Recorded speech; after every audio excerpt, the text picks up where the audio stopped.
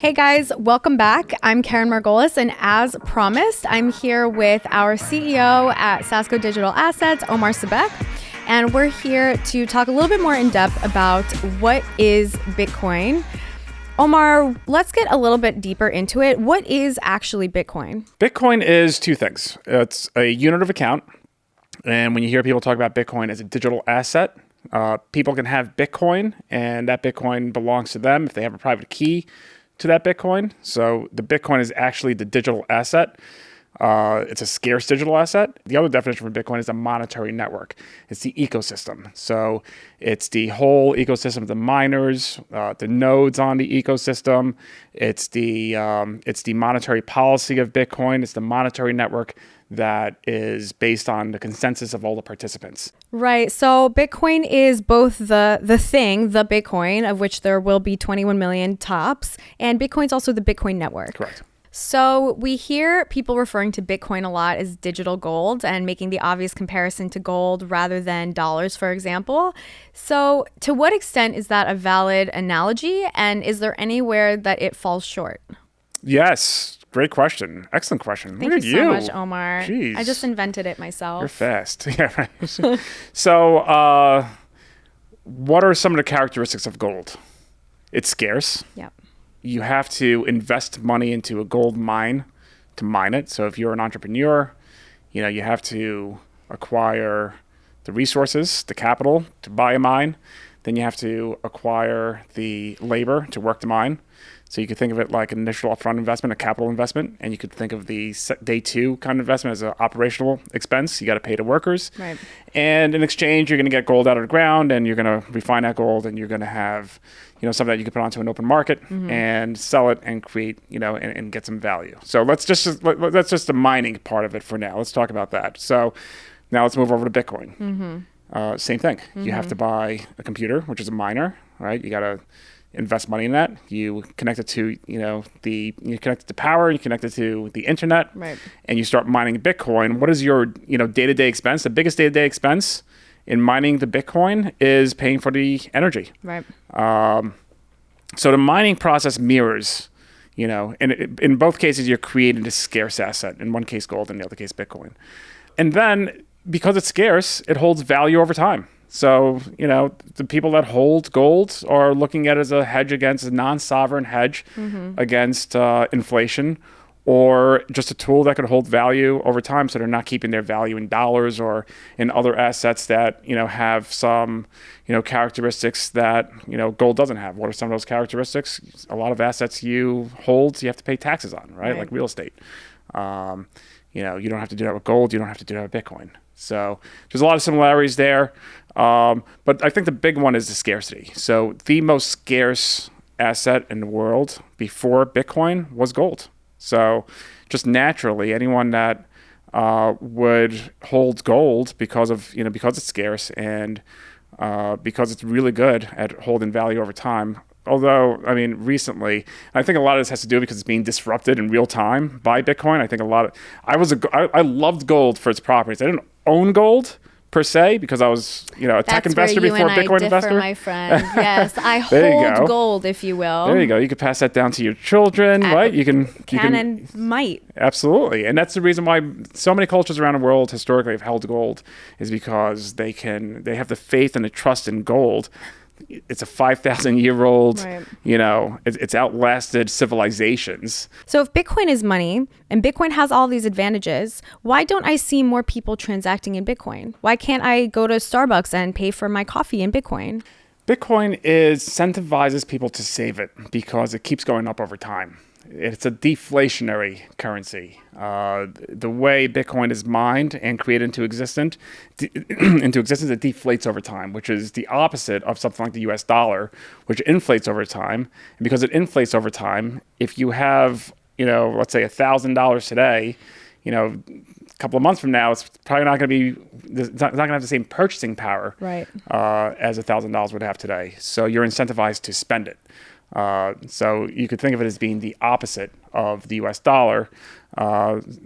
People, you ask anyone that holds Bitcoin, and when the number goes up, what do they want to do? They want to hold on to it longer.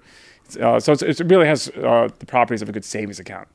But it could also be spent like a currency, and it could also be, the nice thing about it is that as long as you're storing it securely, it can never be seized, it can never be hacked. So it gives the holders the confidence that they could, hold on to it for as long as they want to.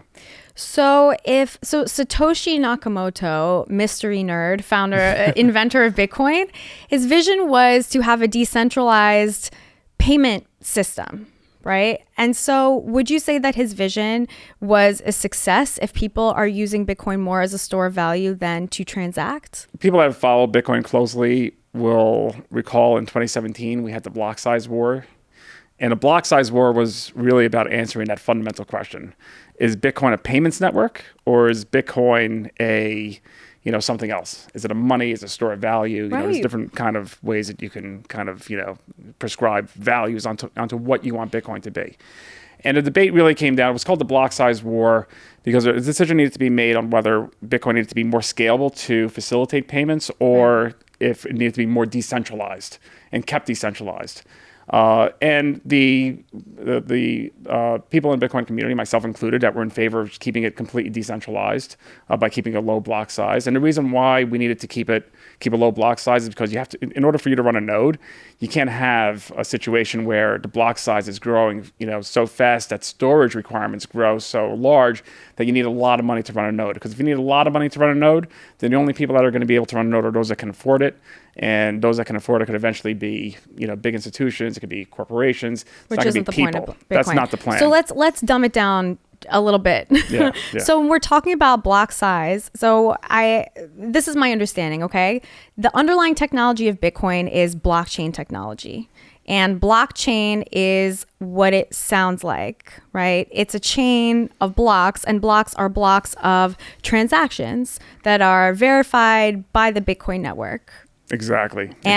Each block has all the transactions that took place over that period of time. Right. Makes it into the block, and then the miners are securing those transactions by mining a block. They're mining the block. So what's the relationship between mining blocks, adding to this sort of caterpillar chain of blocks that make up the blockchain, which is what Bitcoin does, builds these blockchains that builds this blockchain that keeps track of transactions. Mm-hmm. So what's the relationship between that and actually using Bitcoin in a widespread way to transact like money? So that process by which the miners are mining each one of those blocks is completely separate from how Bitcoin's being used. So miners are securing each one of those transactions. They're making sure that there's none of those transactions are double spend attempts, that they're all valid transactions. And in exchange for using their processing power to mine those blocks, they're getting a reward. It's called the block reward. Right now, it's 6.25 Bitcoins, and a block is mined every 10 minutes. So as miners are mining these blocks, they're getting that reward, and they're also getting the transaction fees that are taking place, for each of those blocks. So contrary to what is, I think, sort of the common understanding, Bitcoins themselves are not mined by miners, which are sort of powerful computer entities. It's actually the blocks themselves, the chunks of data that are the record of transactions that are what's being mined, and the payout is in newly created Bitcoins. The transactions are going into the block. Miners are securing the block. They're validating that block is correct. In exchange, they're getting a block reward. Yeah, absolutely. So a miner is not me, right? I'm just a regular casual Bitcoin holder. You're like a pleb. Yeah, you're like I'm a pleb. Regular... I'm a regular old schmuck who signed up for a Coinbase account, put a little money in Bitcoin, and now I have a little Bitcoin. You're a Bitcoin investor. I'm a Bitcoin investor. So So you're talking about the Bitcoin network and the Bitcoin ecosystem, and we're talking about that being what Bitcoin is in addition to the Bitcoin, the thing that you can buy. What am I, and what is the casual investor? Because I don't feel like I'm a miner. I don't think I'm doing mining work. Right. There's different ways people can interact with Bitcoin, and you just defined the way for a typical American to... That's me. Exactly, to get Bitcoin. And that is you go to Coinbase or any other, exchange, and you create an account. You give them a whole bunch of information. I do. Right? It's KYC. So you tell them your name, your social security number, and other information. I did. They know everything. They know everything about you, which, has some security concerns and privacy concerns that we're not going to get into right now. So true. But you could also interact with Bitcoin in a way where you're operating a node, and you're able to... What does that mean? What's a node? So and why am I not a node as someone who has Bitcoin? You could be a node if you wanted to. And the beauty of Bitcoin is that anybody can run a node because it's permissionless. It doesn't care who you are. So what do I need? A computer and... Yeah, how do absolutely. I go, I want to be a node. How you do I can get become a $150 device called a Raspberry Pi, a hard drive, put it in a case, and you have a node. You download the software, you install the software on it, and you're running a node. And what that node allows you to do, first of all, the node is downloading the entire blockchain. So every transaction, every spend that ever took place on a Bitcoin network that's in the blockchain will be on that node. And then you can query every one of those transactions. You can look up your own wallets. You can see the value of your wallets. You can query, what is the current block reward, all the information that anyone on the Bitcoin network could possibly get, you can get. So you have equal access just like anybody else. So to be a node, there's a difference between buying Bitcoin or investing in Bitcoin and actually being a participant in the Bitcoin network as a node, as one of the things that makes the Bitcoin network operate, that comprises the Bitcoin network. Yeah, and I would say, you're holding a Bitcoin, you're a participant. Yeah. You running a node, you're just kind of like, like a world-class kind of Bitcoiner, because you're able to, by going directly to the blockchain and doing your own lookups, you're not, going through a third-party website that might be collecting information about you.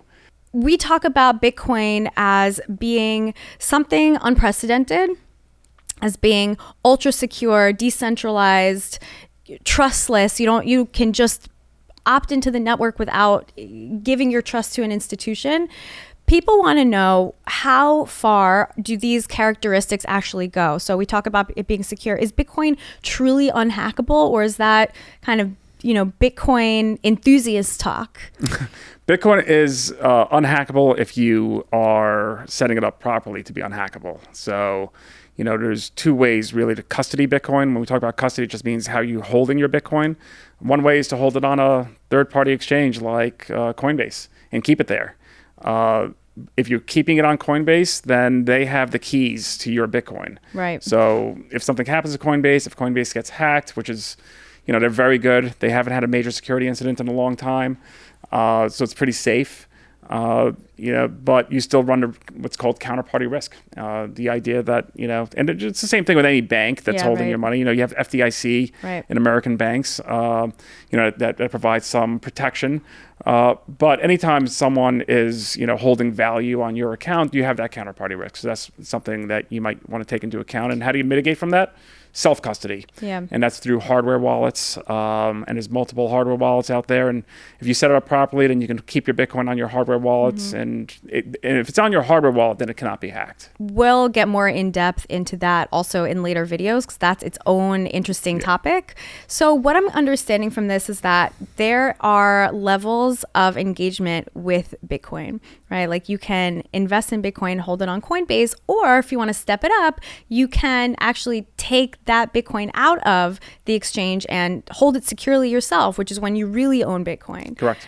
So I know that for me, at a more beginner level, I'm not day trading Bitcoin because I don't feel that I have the confidence to do that. And to me, that's not the way that I'm going to make the most of my investment. But you are an expert in this field. So surely you must be slinging Bitcoin around right and left and trading in the morning and buying in the evening. Not at all. No, that's actually the worst thing you can do with Bitcoin. That's the worst thing. The best thing you can do, I'll tell you what works for me.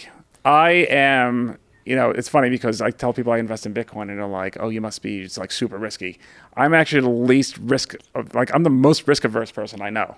I don't like taking risks in investments, but that's what I actually love about Bitcoin, because Bitcoin to me is certainty.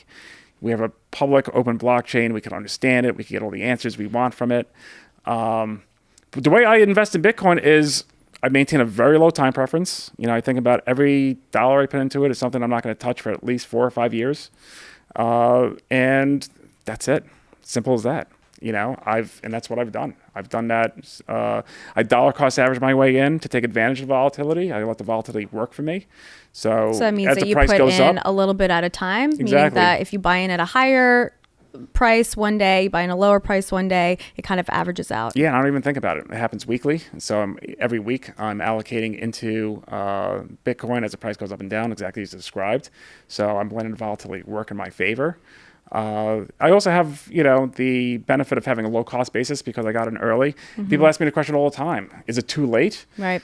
And when I got in, I found it in 2011, but I really started investing in 2013. And when I invested in 2013, I thought I was late, Right. But it's all hindsight, right? It's all relative. Isn't that life? Yeah, absolutely. Isn't that just life? It's never too late. It's a new money being created and it's only 12 years old. Yeah, right. It's absolutely not late. It has a 3% adoption rate globally. Wow. So it's absolutely not late. So you're still early in the game. So Omar, this was an awesome discussion. We're going to do this again right now, actually, as we record more videos, but I think that we should revisit this topic. Absolutely. So if you enjoyed this video, please give us a thumbs up. Don't forget to talk to us down in the comments. Let us know what you thought. What part of this did you find interesting, informative? What questions do you have? What questions did we raise? What would you like to ask Omar personally, either about him or Bitcoin or whatever you would pick his brain about, or me, or it's totally up to you. Don't forget to subscribe to our channel, ring the notification bell so that you get notified whenever we post a new video, and we're going to be back really soon with awesome A+ elite content for you.